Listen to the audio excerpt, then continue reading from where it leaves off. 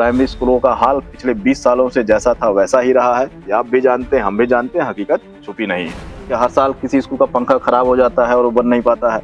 इन सब पर हर साल बाउंड्री बनाने के लिए और हर चीज के लिए हर साल सरकार पैसे भी देती है। केवल एक कारण है कि बेंच नहीं, स्कूल में इस नाते बच्चे नहीं आ रहे हैं। तो सच्चाई है, मैं बोलना नहीं चाहता, काफी दुख होता है कि बच्चे वहां पर केवल खाना खाने आ रहे हैं। क्या किसी भी गाँव में के बच्चे पढ़ लिख नहीं रहे हैं? कैसा है? क्या लड़कियां नहीं पढ़ रही हैं? अगर सरकार की मंशा अच्छी है तो मर्जर में कोई बुराई नहीं है।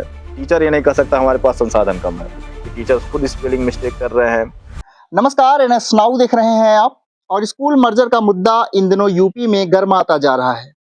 लगातार इसको लेकर के शिक्षक, अभ्यर्थी और छात्र, अभिभावक विरोध करते हुए नजर आ रहे हैं। ये मुद्दा अब उच्च न्यायालय की दहलीज पर भी पहुंच चुका है, जिसमें 3 दिन सुनवाई चली, जिसके बाद कोर्ट ने आखिरकार इस पर ऑर्डर रिजर्व कर लिया है। ऑर्डर आने के बाद ये पता चलेगा कि आखिर फैसला सरकार के पक्ष में होने वाला है या फिर छात्रों के। इसी बारे में हमारे साथ बात करने के लिए जाने माने अधिवक्ता रूपक श्रीवास्तव इस वक्त हमारे साथ हैं। इन्हीं से जानते हैं कि आखिर कोर्ट जो फैसला लेगी वो किसके पक्ष में ले सकती है और इस पूरे मामले में आखिरकार क्या कुछ होने वाला है। नमस्कार सर, बहुत बहुत स्वागत है आपका एनएस नाउ में। धन्यवाद जी सर, तो यही जो स्कूल मर्जर, स्कूल विलय का मुद्दा चल रहा है इन दिनों उत्तर प्रदेश में, इसको लेकर के सरकार को विपक्ष भी काफी बुरी तरह से घेर रहा है और लगातार विरोध भी हो रहा है। क्या कुछ हो सकता है? क्या कुछ कोर्ट निर्णय दे सकता है इस बारे में? कोर्ट तो अपने कानून और संविधान सम्मत जो राइट टू एजुकेशन एक्ट आया था उससे सम्मत निर्णय ही लेगा कोर्ट। और जो एक पेंच फंस रहा है कि नजदीक शिक्षा होनी चाहिए, जी जी वो एक पेंच फंस रहा है जो सरकार के सामने रुकावट है। जी लेकिन मर्जर, जैसे अभी आपने पहली लाइन में कहा कि सरकार जीतेगी या बच्चे, जी तो देखना होगा कि ये जो मर्जर है ये बच्चों के पक्ष में जाएगा या मर्जर नहीं होना बच्चों के पक्ष में जाएगा, ये जरूरी है जी इस बात पर विचार करना। जी तो क्या जो अभी के स्कूल की कंडीशंस हैं, जी क्या वो आधुनिक शिक्षा जिस तरीके से चल रही है, जी क्या उसके फेवरेबल है? मैं आपसे प्रश्न ये करना चाहता हूँ, क्या आप उससे संतुष्ट हैं जिस तरह प्राइमरी स्कूलों की हालत इस वक्त है?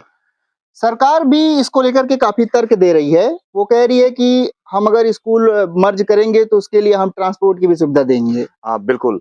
जैसा कि अभी आपने देखा कि जब प्राइवेट स्कूलों की स्थिति जो अभी है वो इस तरीके से है कि प्राइवेट स्कूल कहीं, मैं बहुत छोटे से एक टाउन में रहता हूँ, वहां पर भी लोग अपने बच्चों को 20-20, 30-30 किलोमीटर, आप भी जानते हैं, जी जी वहां पर लोग भेजते हैं अपने बच्चों को। जी और जो प्राइमरी स्कूलों की स्थिति है वो वास्तविक रूप से देखिए तो आज अभी के जो इंग्लिश मीडियम या अच्छे हिंदी मीडियम स्कूल हैं उनको टक्कर नहीं दे पा रही। वहां पर शिक्षा का स्तर कम होता जा रहा है, जी जी इसी वजह से बच्चे भी कम हो रहे हैं। जी अगर सरकार की मंशा अच्छी है तो मर्जर में कोई बुराई नहीं है। मर्जर करके आप एक बड़ा स्कूल बनाइए, कैंपस बनाइए, वहां रहने की सुविधा दीजिए बच्चों को जी। और ट्रांसपोर्टेशन भी दीजिए।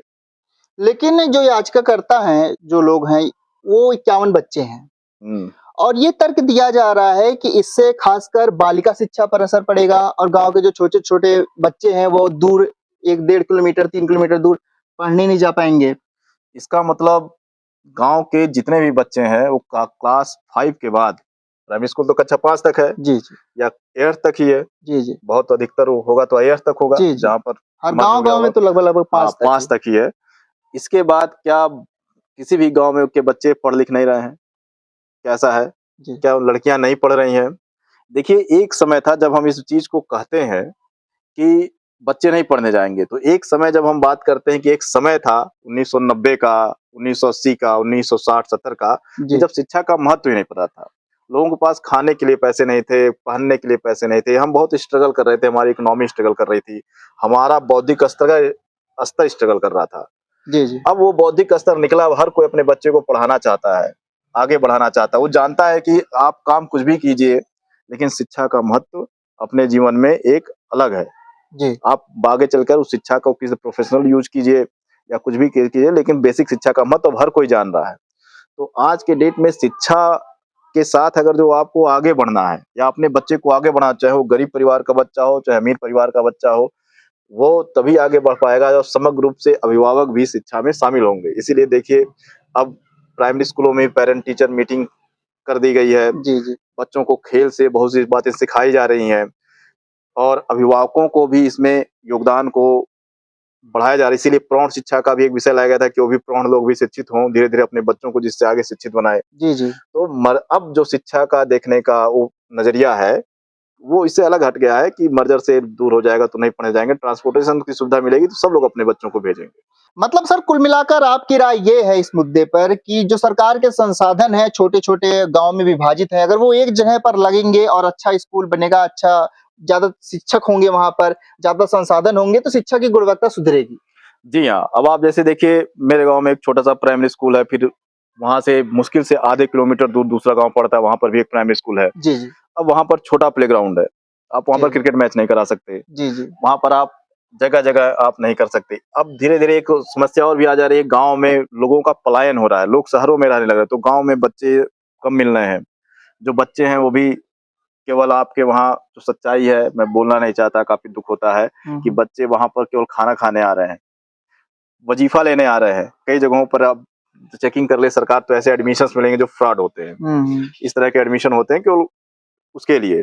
तो आप सरकार अपनी मंशा स्पष्ट करे, लोगों को बताए, कोर्ट को बताए, जन-जन तक पहुँचाए कि एक बड़ा स्कूल बनाएँगे, जो जिस तरह प्राइवेट स्कूलों में सुविधा है, बड़ा प्लेग्राउंड, स्विमिंग, इस तरह की चीज़ों को जैसे चाइना में है, अमेरिका में है, इस तरह के जो स्कूल मॉडल हैं, हुँ, वो बनाएगी सरकार और बनाकर वहाँ पर बच्चे ज़्यादा रहेंगे, टीचर्स की व्यवस्था करेगी और पढ़ाएगी। जैसे सेंट्रल एक तरह से केंद्रीय विद्यालयों में होता है, वैसे यूपी गवर्नमेंट अपनी मंशा को स्पष्ट करे और कोर्ट को भी ये बताए और इस तरह से करेगी तो वास्तव में शिक्षा का स्तर बहुत अच्छा हो जाएगा। लेकिन जो याचिकाकर्ता हैं, वो हुँ। लोग कोर्ट में ये भी दलील दे रहे हैं कि सरकार स्कूल बंद करने की जगह जो जिस कारण से स्कूल में बच्चे कम आ रहे हैं, जैसे कि प्राइवेट स्कूलों में बेंच हैं, सरकारी भी स्कूलों में बच्चों को चटाई पे बैठना पड़ता है। तो इन सब कारणों को दुरुस्त करे, स्कूल मत बंद करे। क्या सिर्फ़ यही एक कारण है? आप न्यूज़ रिपोर्टर हैं, आप तो ज़मीनी हकीकत से भी आप रूबरू होते हैं, जगह-जगह स्कूलों में अपने अपने कार्यक्रम किए होंगे, जी। टीचरों से मिले होंगे, स्कूल की व्यवस्था देखा होगा, तो क्या यही एक सिंपल कारण है? केवल एक कारण है ये कि बेंच नहीं स्कूल में इस नाते बच्चे नहीं आ रहे हैं? सिर्फ़ एक कारण नहीं है, ये पूरा का पूरा सिस्टम ही ऐसा शिक्षा का पंखे सिस्टम है। नहीं है स्कूल हाँ, में, फर्श नहीं अच्छा है, चटाई पे बैठना पड़ता है बच्चों को। अब ये तो है। अब और मुझे जहाँ तक लगता है कि इन सब पर हर साल बाउंड्री बनाने के लिए और हर चीज़ के लिए हर साल सरकार पैसे भी देती है। जी। क्या हर साल किसी स्कूल की फर्श टूट जाती है? क्या हर साल किसी स्कूल का पंखा खराब हो जाता है और वो बन नहीं पाता है? ये सब ऐसी चीज़ें हैं, आधारभूत चीज़ें हैं जो ये मायने रखती हैं। शिक्षा के लिए शिक्षा के लिए अभिभावक का शिक्षा से जुड़ा होना, बच्चों को मोटिवेट करना, टीचर्स का बच्चे को मोटिवेट करना, एक अच्छा कैंपस और साथ में पढ़ने वाले बच्चे, उसको ये फ़ील हो, कि ये जो मैं जहाँ पढ़ रहा हूँ, वो काफ़ी मूल्यवान जगह है, जहाँ पर मुझे पढ़ना है। ये उस बच्चे को तो फ़ील होगा ही होगा क्योंकि वो तो बच्चा बच्चों के साथ रहता है, ये अभिभावक को भी फ़ील हो। उसके लिए आपको बड़े कैंपस स्कूल, बड़े मर्जर स्कूल बनाने पड़ेंगे। अब इस मॉडल को बदलना पड़ेगा, आपको विदेशी मॉडलों को अपनाना पड़ेगा, तब तक आप शिक्षा को पूरी तरह से नहीं कर सकते। प्राइमरी स्कूलों का हाल पिछले 20 सालों से जैसा था वैसा ही रहा है। ये आप भी जानते हैं, हम भी जानते हैं, हकीकत छुपी नहीं है। एक और तर्क दिया जा रहा है इसके पीछे कि इससे जो है वो भविष्य में जो शिक्षकों की भर्ती पर असर पड़ सकता है। इसके साथ ही जो वर्तमान में शिक्षक हैं उन पर भी असर पड़ सकता है इसको लेकर। अब देखिए, अगर जो आप बढ़िया-सा कैंपस खोल लीजिए प्राइवेट स्कूलों की तरह जो कैंपस उस तरह के सरकारी स्कूल खुलने लगे हुँ, हुँ। और बच्चों की संख्या बढ़ने लगे। ऐसे अभिभावक जो आज अपने बच्चों का प्राइवेट स्कूल में एडमिशन करा रहे हैं, वो भी अगर उस मर्जर स्कूल में हुँ, हुँ। एडमिशन कराने लगे, वहाँ पर उच्च शिक्षा मिलने लगे, तो आपको निश्चित रूप से बच्चे बढ़ेंगे, शिक्षकों की संख्या बढ़ेगी क्योंकि नियम है कि एक 40 की क्लास होनी चाहिए। हुँ, हुँ। तो शिक्षक बढ़ाने पड़ेंगे तो स्कूल बढ़ाने पड़ेंगे। प्राइमरी स्कूलों की स्थिति खराब क्यों हुई? सबसे पहला सवाल यही है, प्राइमरी स्कूल की स्थिति ही इसीलिए खराब हुई क्योंकि शिक्षक और बच्चे दोनों में समन्वय नहीं बैठ पाया, लोग पढ़ने के लिए नहीं भेजे, शिक्षक पढ़ा नहीं पाए। जो प्राइमरी स्कूलों का हाल आपने पुराने रिपोर्टिंग वीडियो में देखा ही होगा कि टीचर्स खुद स्पेलिंग मिस्टेक कर रहे हैं, अंदर से पढ़ाने की कोई इच्छा नहीं है थी। मैं अभी की बात नहीं कर रहा हूँ, मैं जो पुरानी भर्ती थी 1990 वाली, मैं उसकी बात कर रहा हूँ। वो सब भी चीज़ें मायने रखती हैं। वहाँ से एक टूट चुका है, जो लिंक है। अब उस लिंक को फिर से आपको बढ़ाना पड़ेगा और उसमें एक मर्जर हो सकता है, एक पहल हो, लेकिन अभी जो स्थिति चल रही है वो स्थिति वैसी की वैसी बनी है पिछले 20 सालों से और अभी भी बनी रहेगी। एक दो दिन में हाई कोर्ट का फैसला भी देखने को मिल जाएगा कि आखिर वो फैसला किस तरफ जाता है। लेकिन आप जैसा कि अधिवक्ता हैं, तो आपको क्या लगता है कि आखिर क्या फैसला हो सकता है?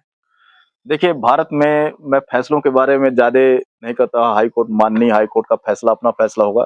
मैं उनके फैसले में कोई हस्तक्षेप नहीं करना चाहता, ना फैसला आने से पहले उस पर कोई टिप्पणी देना चाहता हूँ। लेकिन देखिए, इंडिया में लॉ और जस्टिस 2 अलग-अलग चीज़ें हैं। जी, जी।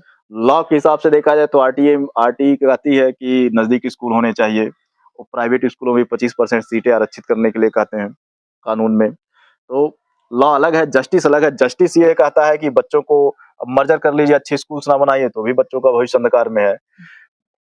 सरकारी टीचर अगर जो पढ़ाने ना जाए स्कूल में, वो भी भविष्य अंधकार में है। और अच्छे प्लेग्राउंड्स ना मिले, अच्छा खाना ना मिले, अगर जो व्यवस्था कर रहे हैं आप, वो भी बेकार है। ठीक? जैसा कि अभी स्कूलों में चल रहा है। तो मर्जर होना या ना होना, ये लॉ का विषय है, ये विधि का विषय है, कानून का विषय है। लेकिन जस्टिस ये कहता है कि भारत का जो भी बच्चा सरकारी स्कूल में पढ़े या प्राइवेट कहीं पर भी पढ़े, उसको अच्छी शिक्षा मिलनी चाहिए, टीचर समय से जाएँ, पढ़ाएँ, जो भी आपके पास संसाधन है। टीचर ये नहीं कह सकता हमारे पास संसाधन कम है, उसमें जो भी संसाधन कम है उसमें पढ़ाएँ। हम लोग भी एक नर्सरी स्कूल में पढ़ के यहाँ पर एडवोकेसी तक आए, उसमें भी बहुत अच्छे संसाधन नहीं थे, गाँव का स्कूल था, 2002-2003 में, कछार के गाँव का स्कूल था। तो संसाधन की कमी मत कहिए। हाँ, सरकार मर्जर करती है तो संसाधनों को बढ़ाए, ट्रांसपोर्टेशन की सुविधा दे, बस चलवाए और भी दूसरी चीज़ें करे। मतलब कुल मिलाकर अगर मर्जर हो, हुँ, तो वो फिर इसलिए होना चाहिए कि हुँ। बच्चों को जो शिक्षा मिल रही है उसकी गुणवत्ता बढ़े। इसलिए हाँ, नहीं होना चाहिए कि विद्यालय कम हो जाए। हाँ, इसलिए मर्जर का मतलब विद्यालय कम होना नहीं या बच्चे कम हो गए इसलिए मर्जर नहीं होना चाहिए। मर्जर का मतलब कि हम अपनी गुणवत्ता और बढ़ाएँगे, एक जगह पर बड़ा स्कूल बनाएँगे और जहाँ पर सुविधाएँ बढ़ाएँगे, बोर्डिंग्स बनाएँगे, अपनी बस फैसिलिटी बढ़ाएँगे, ट्रांसपोर्ट फैसिलिटी बढ़ाएँगे, शिक्षक बढ़ाएँगे। अगर जो बच्चे हमको ज़्यादा मिल रहे हैं तो उस अनुपात में शिक्षक भी रखेंगे, जो सरकारी अनुपात है। तो ये थे हमारे साथ वरिष्ठ अधिवक्ता रूपक श्रीवास्तव की राय जो उन्होंने स्कूल मर्जर पर दी है। इस पर आप क्या कहना चाहते हैं? नीचे कमेंट बॉक्स में जरूर बताएं। इस वीडियो को शेयर करें, चैनल पर नए सब्सक्राइब करें। मिलेंगे आपसे अगली खबर में। तब तक के लिए आप सभी को जय हिंद, जय भारत, नमस्कार, धन्यवाद सर। धन्यवाद।